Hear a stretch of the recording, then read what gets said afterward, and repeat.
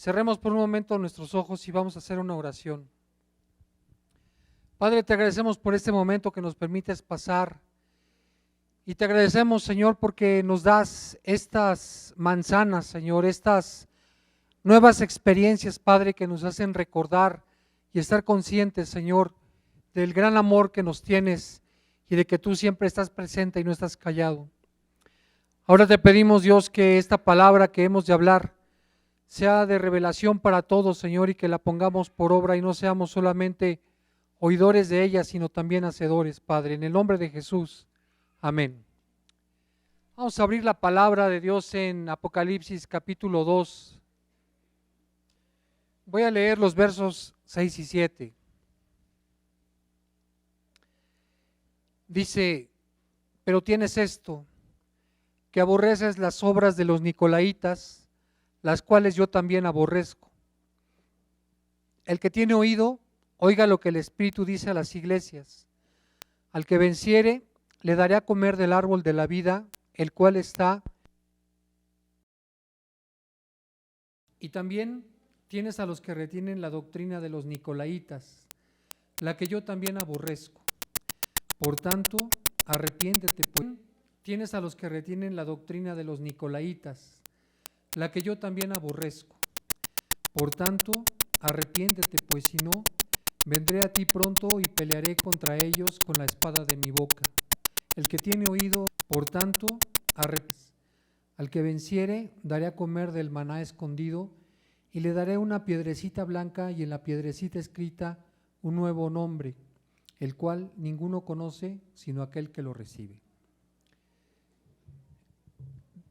Creo que en los últimos 2 meses hemos leído, por lo menos que yo recuerde, creo que 3 veces estos pasajes. Y quisiera preguntarles a ustedes quiénes son estos nicolaítas que se mencionan en el capítulo 2. ¿Alguien sabe quiénes son estos nicolaítas? ¿O cuál es esta doctrina de los nicolaítas? Los animo a que… Sí.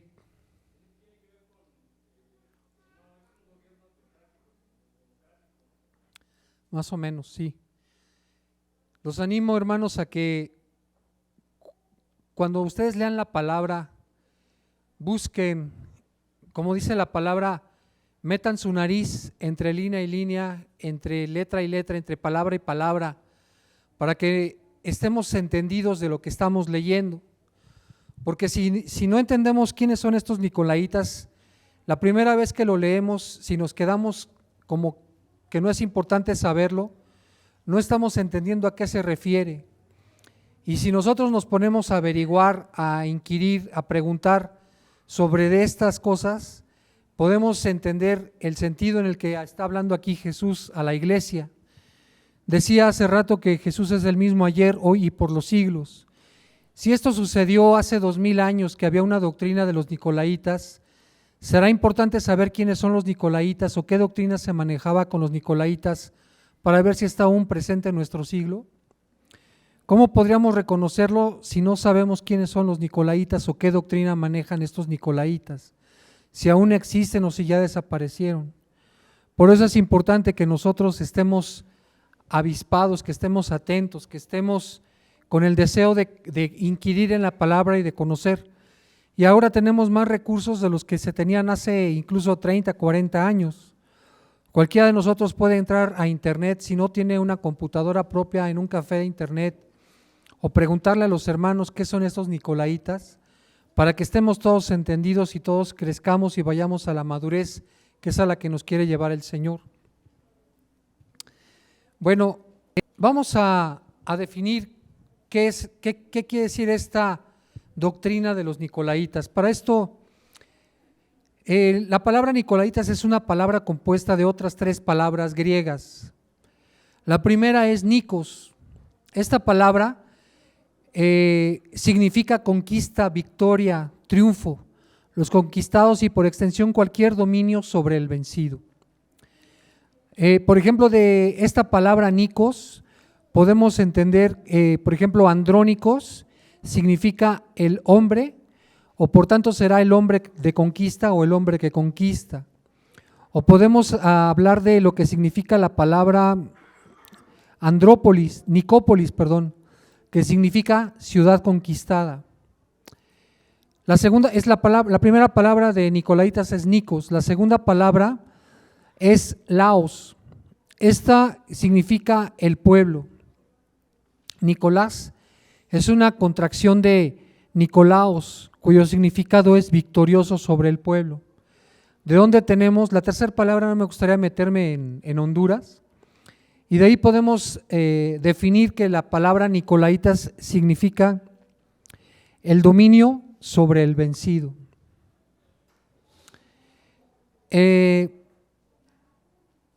Regularmente hay iglesias en donde se habla de dos tipos de gente.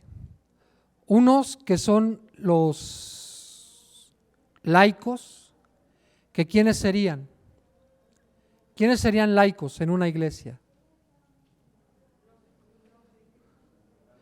El pueblo en general son lo que se entiende por laicos, y los que no son laicos tendrían una autoridad o una representación que en muchos casos se entiende que es un nivel superior, y de esos de los que trata esta predicación. Antes de entrar en el fondo de la predicación, quisiera hacer una pregunta y decir, ¿a qué compararé la iglesia de Dios? ¿A qué sería un buen ejemplo compararla? La voy a comparar a la cocina de un chef. ¿Han visto La Ruta del Sabor y todos esos programas que pasan en Canal 11? ¿Sí les gusta ese programa? ¿A qué compararé la iglesia? La comparo a esa cocina, a la cocina de Paulino Rubio, ¿o cómo se llama?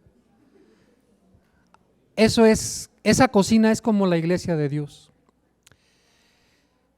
Paulino, cuando está en su programa, regularmente prepara una sopa, un guisado, o prepara una entrada, una sopa, un guisado y un postre. Si el Señor lo que estuviera preparando es un gran banquete, pues un gran banquete estaría formado por un entremés o una entrada, una sopa y un plato fuerte y un postre. Y si la iglesia es la cocina, díganme qué parte de la cocina es la más importante. ¿De qué cosa podríamos prescindir en la cocina para servir un gran banquete?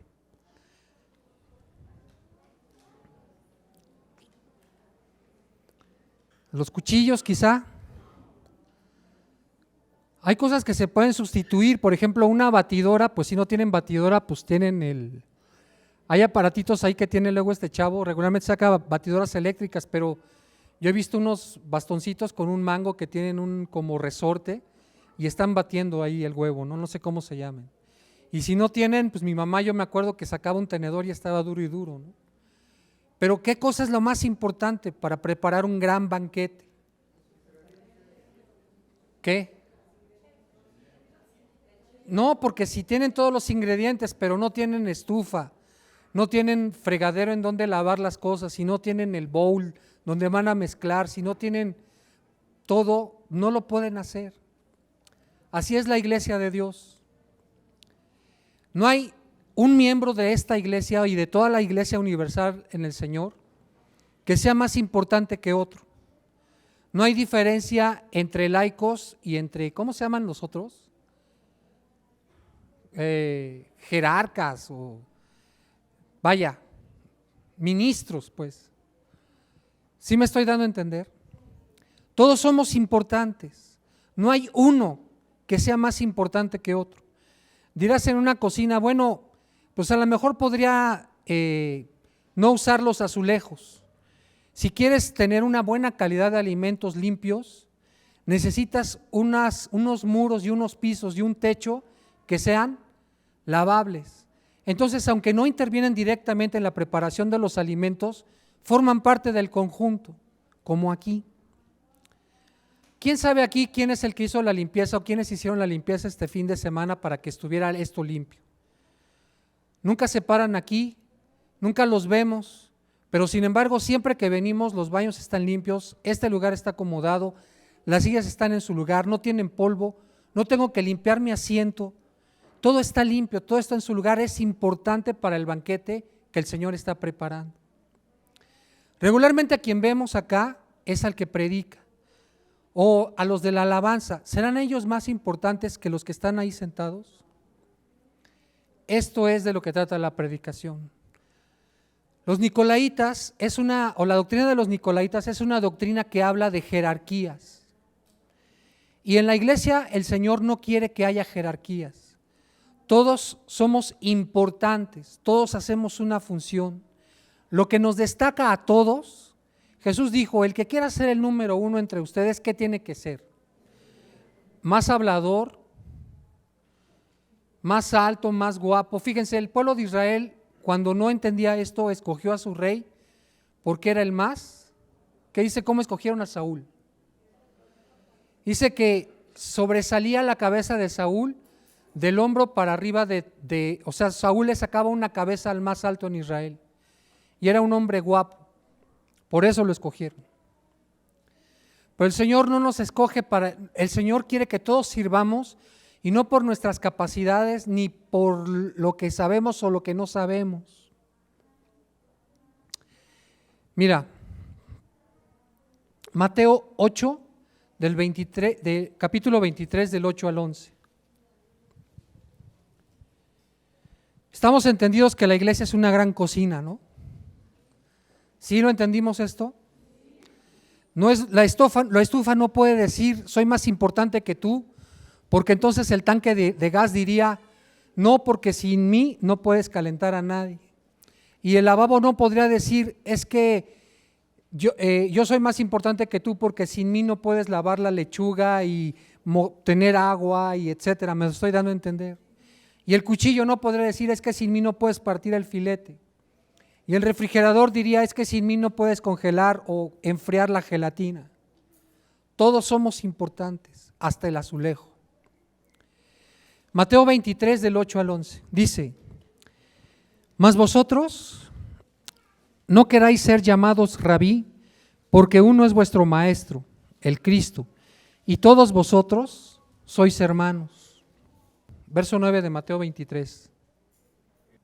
Verso 10 dice, gracias, ni seáis llamados maestros, porque uno es vuestro maestro, el Cristo, el que es el mayor de vosotros, sea vuestro siervo. En este pasaje encontramos algunas cosas interesantes. Mira, dice primero que no permitas a los hombres que somos hermanos en Cristo, a nosotros que somos hermanos en Cristo, quienes componemos la iglesia de Dios, que por ningún motivo te llamen maestro. ¿Cuál era el sentido de esta palabra maestro en los tiempos de Jesús? En la época de Jesús se le decía rabí o raboni. ¿Qué es esta palabra? Dice, es una palabra que viene de una palabra que es rab, R-A-B, y que denota primeramente dueño, en contraste con un esclavo. Junto con una palabrita que se le antepone o se le pospone a la palabra, significa mi dueño. Entonces Jesús dice, no permitas que nadie te diga, tú eres mi dueño. No en el sentido de enseñanza, sino en el sentido de que tú eres mi dueño. No le digas a nadie, tú eres mi dueño. Eso es lo que dice Jesús. Pero además otras cosas. Dice, no permitáis ninguno de vosotros el ser poseído con el espíritu carnal de querer que aquellos hombres que son tus hermanos en la iglesia te llamen maestro. Esto es una cosa de dos vías. Uno, que tú digas, tú eres mi maestro, tú eres mi dueño, y otro, que yo quiera que ustedes me digan a mí, maestro, mi dueño. Dice, no permitas ni la una ni la otra cosa. Eso no es válido. Nosotros solamente tenemos un Señor. y ese Señor es nuestro dueño. A ningún otro le digan, tú eres mi dueño, tú eres mi Señor. Todos somos muebles en esta cocina. Todos somos importantes en esta cocina. Y todos participamos en la fabricación de este banquete en esta cocina.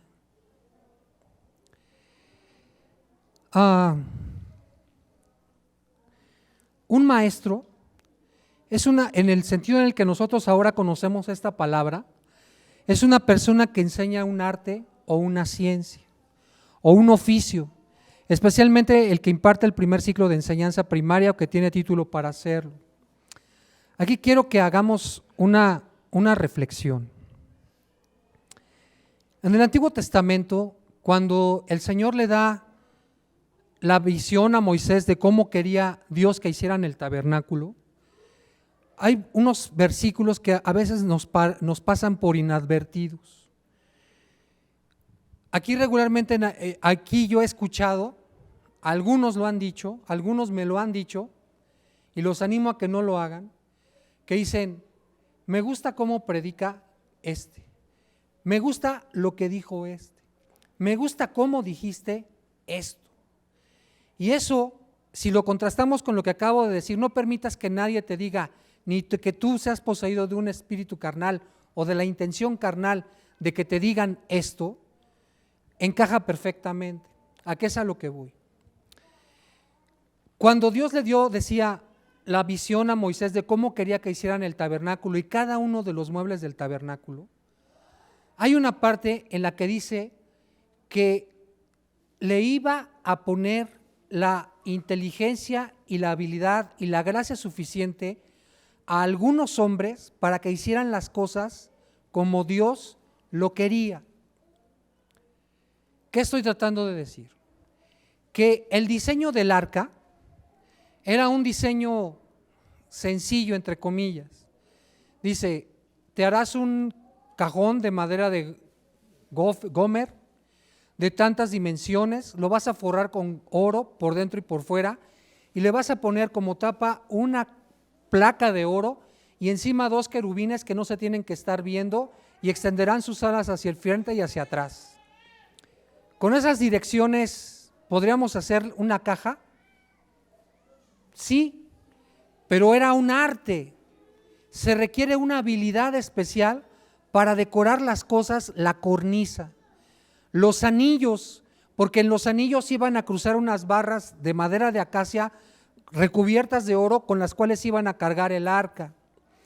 ¿Qué estoy tratando de decir? Que Dios le puso la gracia a algunos hombres para saber tallar la madera y para saber malear el oro y cubrir y hacer las cosas de acuerdo al diseño que Moisés había tenido en el monte.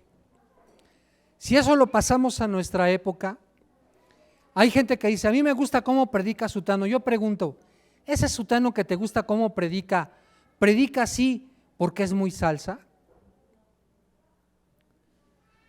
No, es una gracia que le ha dado a ese sutano, a ese fulano, tan importante como la gracia que le dio a un hermano para limpiar este piso, como la gracia que le da a los hermanos para cantar, como la gracia que le da a los hermanos para manejar tantos palitos, tantas cosas tan complejas como la batería, o la gracia que le da a una persona de poder aguantar a nuestros hijos allá arriba, de tenerle la paciencia de que siéntate, párate. Eso es una gracia que nos ha dado Dios a muchos. No porque seamos mejor que otros, somos importantes. Y la doctrina de los nicolaitas jerarquiza. ¿Qué dije que hace la doctrina de los nicolaitas? Jerarquiza. ¿Qué es jerarquizar? Decir, este es más importante que este otro. El cuerpo de Cristo no funciona por gente más importante o por gente menos importante. Mira, te lo voy a poner de esta manera. La Iglesia Católica, el sacerdote es el único que tiene la capacidad de consagrar el pan y el vino. ¿Sabes por qué? Porque ellos manejan una doctrina que se llama la transubstanciación. ¿Qué quiere decir transubstanciación? Que esto que levanta es una copa que tiene vino y ese vino se cambia la sustancia de ser vino, cambia la sustancia de vino a sangre de Cristo, y eso solamente lo puede hacer Él en ese momento. Y cuando levanta el pan, Él es el único que tiene la capacidad de pedirle a Dios que se convierta ese pan en verdaderamente la carne de Jesús. ¿Eso sucede aquí también? No. Nosotros tomamos jugo de uva y un pedacito de galleta, y cualquiera de nosotros puede orar. ¿Qué dije? Cualquiera de nosotros puede orar, porque todos somos elementos en la misma cocina. Estamos preparando un gran banquete.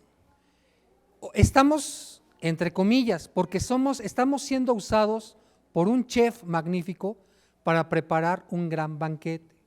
No hay uno que sea más importante que otros. ¿Qué dije? No hay uno que sea más importante que otros. Ahora la pregunta es, ¿en una cocina todos hacen lo mismo? ¿El cuchillo puede hacer la misma función de un tenedor? Sí, pero la hace mal. ¿Para qué sirve un tenedor? Oigan la palabra, tenedor. ¿Para qué sirve un tenedor? Para tener, para sujetar. Entonces, con dos cuchillos, ¿puedo hacer con uno la función de tenedor y con otro cortar? Sí, sí, pero no es para lo que fue diseñado el cuchillo. Para eso hay un tenedor. Pregunta, si no tengo batidora, ¿puedo hacer uso de algún otro elemento?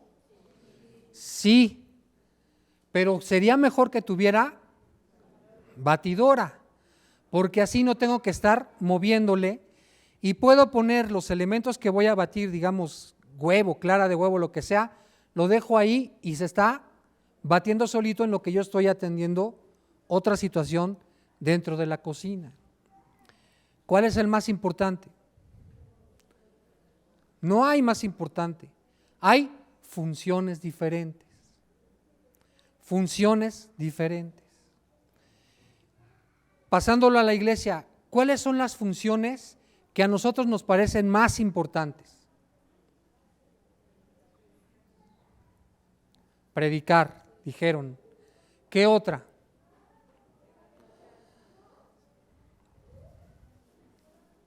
¿No se les ocurre nada? La alabanza, ¿dirigir qué? La alabanza. Dice Pablo que somos curiosos los seres humanos. Dice, las cosas que a ustedes les parecen más importantes son las que no tienen en realidad tanta importancia.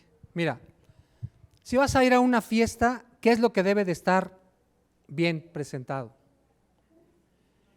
Las mujeres, por favor.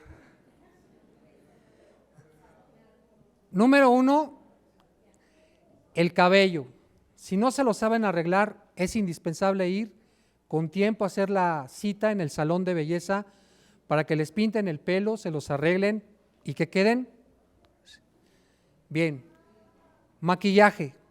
¿Qué es lo primero que les ven? La cabeza y la cara. El vestido debe de estar impecablemente planchado. Los zapatos deben de hacer juego con el vestido y la bolsa debe de hacer juego con los zapatos y con el vestido. De todo esto, ¿qué es lo más importante? Todo, dicen. Y yo digo que no. Lo más importante regularmente es el vestido y el pelo y la cara, porque es lo que ustedes no hacen. Y lo menos importante, aunque es importante, pero es lo menos importante, son los zapatos.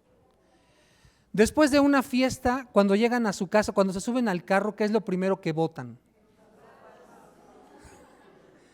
Porque hacía juego con el vestido y con la bolsa. Pero lo que les parece menos importante es lo que las estuvo sosteniendo toda la noche.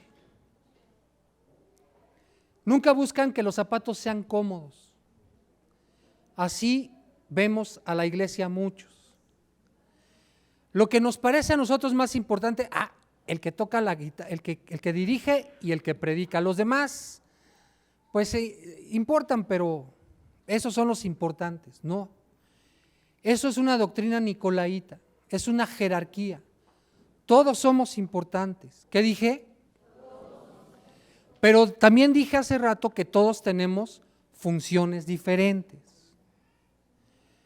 ¿Cuáles son las funciones de nuestros pastores? ¿Qué hace un pastor?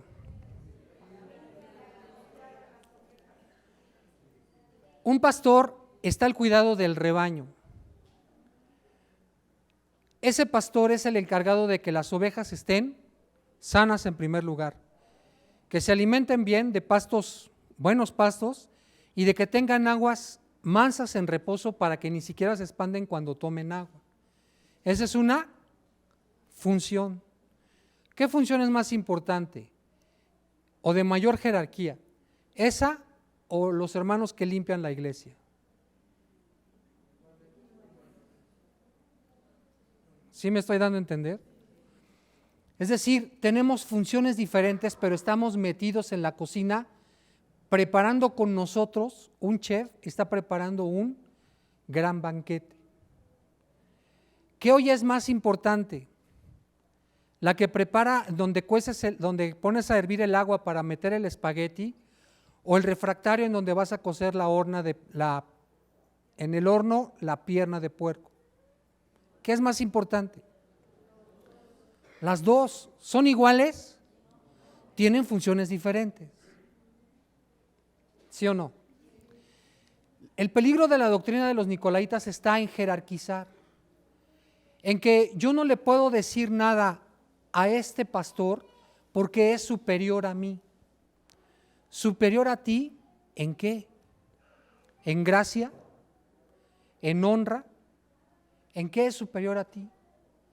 Él tiene un llamado y tú tienes un llamado. Él obedeció al llamado y la pregunta es si tú estás obedeciendo al llamado. Nadie en medio de nosotros es más importante que otro.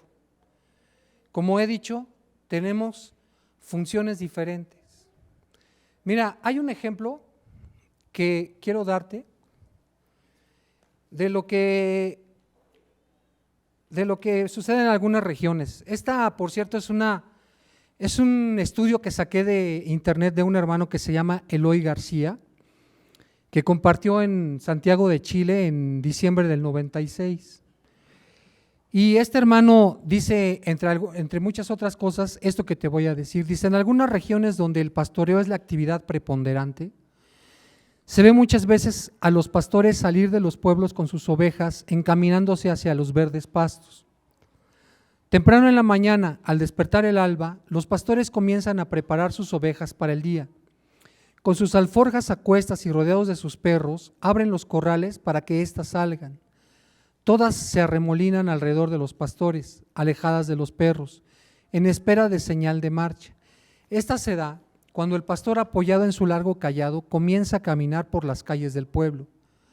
Todas las ovejas le siguen detrás como un río de blanca lana que surca por las esquinas y encrucijadas del aún adormilado caserío. El lento caminar del pastor con sus ovejas les lleva por fin a las afueras del pueblo. Vigiladas por los perros, las ovejas comienzan a esparcirse un poco más siguiendo al pastor, hasta que por fin llegan a la verde pradera. En ese momento, las ovejas sobrepasan al pastor y éstas caminan hacia el lugar donde encuentran su mejor pasto. Ahora el pastor va detrás, vigilante para no permitir que ninguna se le descarríe. El pastor, dirigiéndolas con la ayuda de los perros, las deja pastar a placer y él detrás de ellas las sigue, dirige y encamina. ¿Entiendes la sombra, pues la figura? Los pastores nos dirigen, nos gobiernan en un sentido diferente al gobierno de un estado, de un país, pero sigue siendo gobierno. Mira, por ejemplo, en un estado el poder ejecutivo es el que ejecuta. ¿Qué ejecuta? Lo que legisla el poder legislativo, entiéndase, diputados y senadores. Los diputados y los senadores son los encargados de diseñar las leyes que ha de aplicar el poder ejecutivo. Él la ejecuta. Por ejemplo, los diputados dicen, necesitamos tener más dinero e incrementar el ingreso de dinero vía impuestos. Vamos a aprobar una ley que es que a partir de hoy todo lo que se compre y todo lo que se venda pague el 15% de IVA al fisco. Esa ley la diseñan los diputados, la aprueban los diputados y la pasan a la Cámara de Senadores, y en el momento en el que la aprueban la Cámara de Senadores se publica en el diario oficial, la publica el Ejecutivo, y a partir del día que se publica, a partir de ese día te van a cobrar el IVA en todo lo que compres o en todo lo que vendas. Te subes al camión, compras una cebolla, compres medicina, lo que sea, se te va a aplicar. Si hay un diferendo entre nosotros con la ley, para eso está el Poder Judicial. El Poder Judicial lo que hace es que hace juicios. ¿Sobre qué? Sobre mis razones y las razones de la ley, y dictamina quién de los dos tiene la razón. ¿Me puede dar la razón a mí o le puede dar la razón a la ley? Si me da la razón a mí, me libro de un castigo y evito hacer lo que yo no quería hacer. Si le da la razón a la ley, entonces estoy sujeto a un posible castigo y a un pago de una penalización.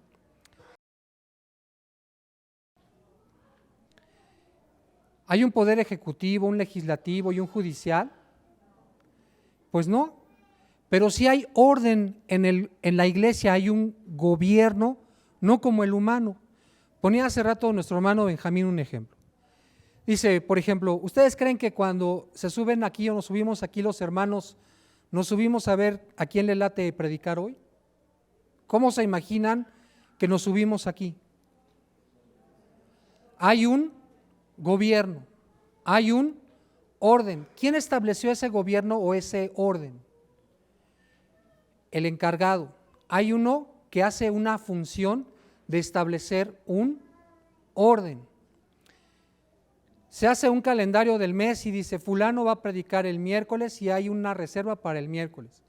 Perengano va a predicar el domingo y hay una reserva para el domingo.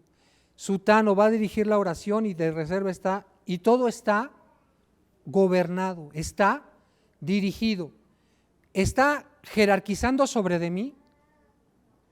¿Está ejecutando una jerarquía superior sobre de mí y sobre de nosotros? No los oigo como que confiados. Pregunto, ¿está ejecutando una jerarquización sobre mí? No, está metiendo un orden. ¿Qué es lo que nos debe de distinguir a los cristianos? El servicio. El servicio. Cuando hablo de que tenemos funciones diferentes, me refiero a funciones diferentes en él, sin miedo. ¿En el qué? ¿Quién es el mayor entre nosotros? ¿El que qué? El que sirve. No el que sabe más, el que habla mejor, el que viste mejor, el que huele mejor, el más alto, el más bonito. ¿Quién es el más? ¿Quién es el que sirve más? El que trabaja más. El que sirve más. Nadie es infalible, nada más que como hacemos funciones diferentes, hay reglas que seguir diferentes. Dice, si tú ves a un hermano pecar contra ti o contra otro, ve y habla con él. Si no te hace caso, toma a otro hermano como testigo y ve y habla con él. Me pregunto, ¿un pastor podrá fallar? ¿Un pastor podrá pecar? ¿Y cuál será el procedimiento con un pastor? No te le acerques porque es superior a ti. Dice, nada más que contra un pastor no admitas acusación si no es por boca de 2 o 3 testigos. Pero todo el procedimiento es igual. Y si no se arrepiente, díselo a la iglesia, para que lo deshagamos como al hermano ¿Para qué? Aquí estamos hablando de servicio y de amor. Mira, se dio un caso en Corinto. Había un hombre que se había metido con la esposa de su papá, con su madrastra. Y le llegó esto a Pablo y dice, oye, estoy sorprendido de que nadie en toda la iglesia haya hablado con este hermano y lo hayan ajustado. Les manda una carta a Pablo. Cuando les llega la carta dicen, ay, sí es cierto. Ahora vamos a hacer que se arrepientan, o sea que se... Entonces le dejan de hablar. Ese fue el castigo. Imagínate un castigo en donde le hicieron la ley del hielo, no como la hacíamos nosotros en la primaria. ¿Tú te imaginas lo que era esa comunidad en donde todos se hablaban? Donde había una necesidad y era suplida por los hermanos en la primaria. ¿Tú te imaginas lo que era esa comunidad en donde todos se hablaban? Donde había una necesidad y era suplida por los hermanos. Hablo en la segunda carta. Les dice, ya se les pasó la mano. Ya se les pasó la mano. Ese hombre ya se arrepintió y aún así ustedes, carta, les dice, le están dejando de hablar y no quiero que sea consumido, fíjate cómo dice, no quiero que sea consumido de demasiada tristeza. El que un hermano cualquiera, un siervo cualquiera o un pastor cualquiera cometa una falta y se le diga a toda la iglesia, es para que haga ese efecto de que no sea se le diga para que le dé pena, le dé arrepentimiento y pueda desear y anhelar volver a tener comunión con todos. Pero desafortunadamente en medio de nosotros hay gente que llega, se sienta, oye la predicación y se va. Si ese fuera el caso de que llegó un testigo, 2 testigos, se habló con él y se le dijo a toda la iglesia, ¿le va a doler?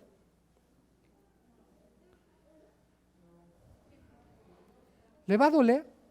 Si no tiene comunión con nadie, no platica con nadie, cuando hay comida no se queda, cuando hay reuniones no se queda, se va, tiene prisa. ¿Con quién tiene comunión? ¿Va a ser consumido de demasiada tristeza?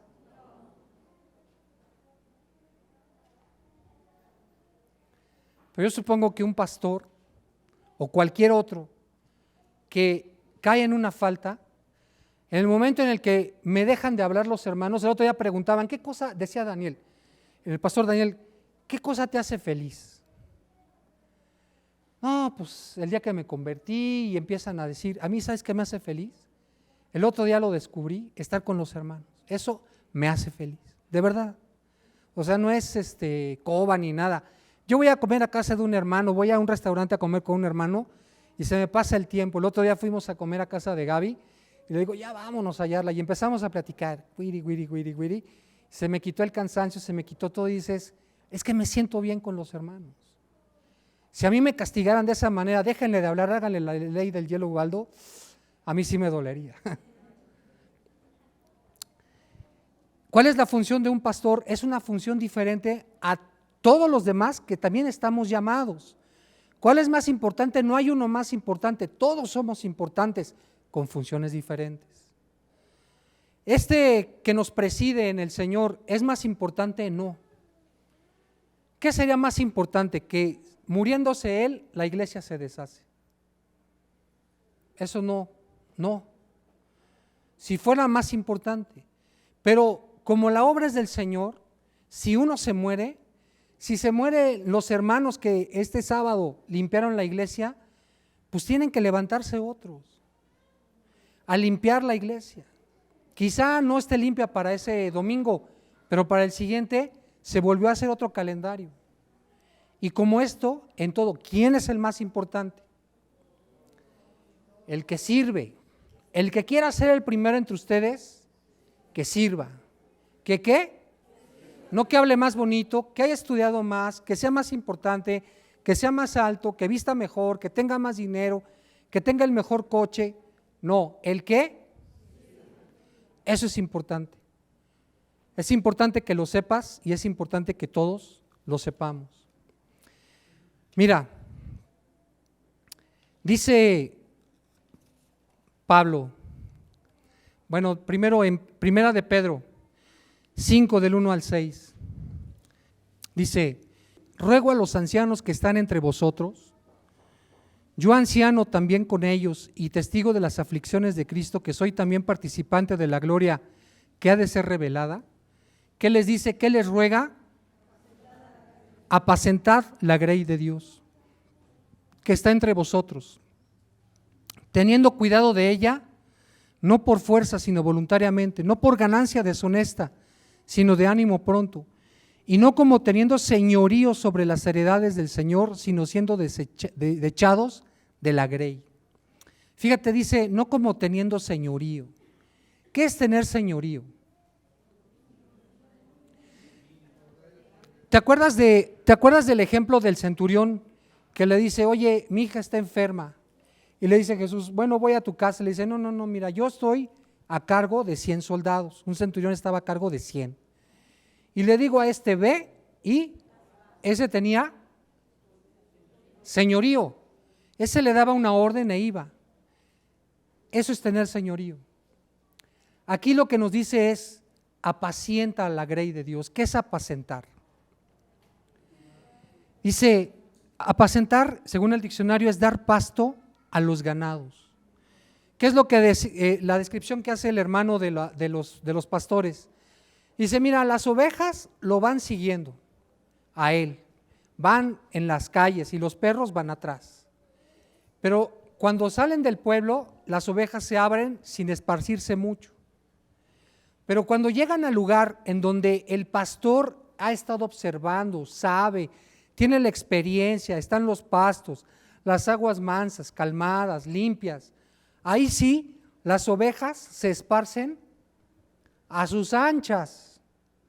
Les da el pastor el pasto en la boquita, la hierba en la boquita. Cada oveja come lo que quiere.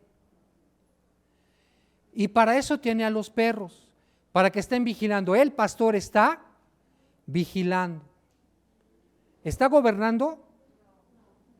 Sí y no. Gobernando no en el sentido político que conocemos de un gobierno, pero está atento.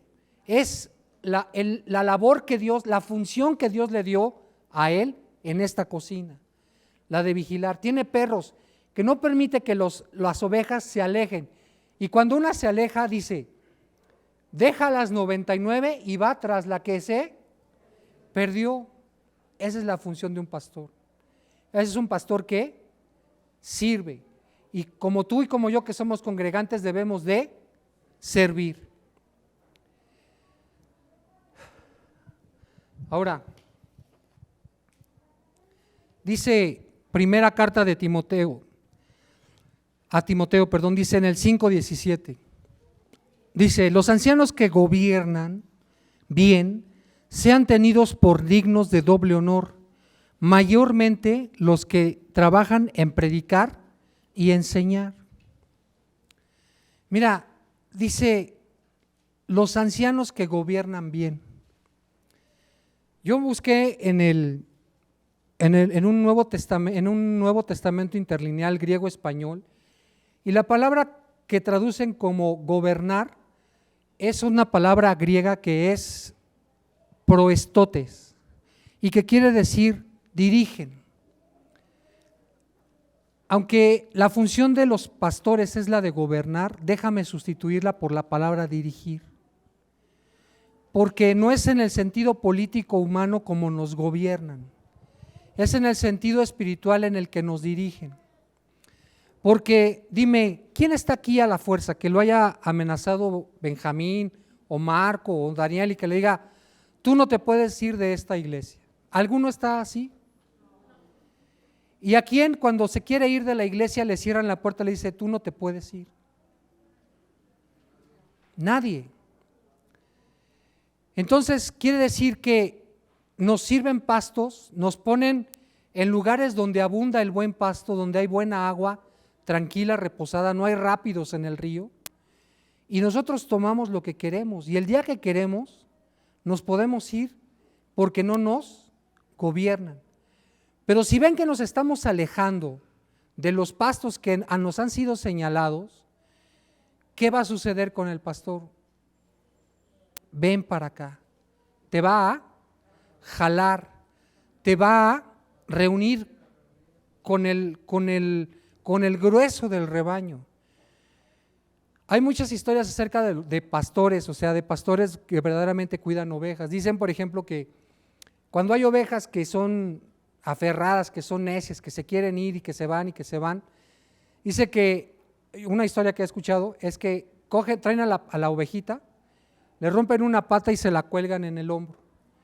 Y ahí anda la oveja, no sé cuántas semanas o meses, anda en el lomo del pastor y la baja el pastor, come y la carga y se van y ahí la trae el pastor. ¿Saben qué pasa cuando esa oveja es capaz de volver a pisar el suelo? No se le separa al pastor. Dice, tu vara y tu callado me infundirán aliento.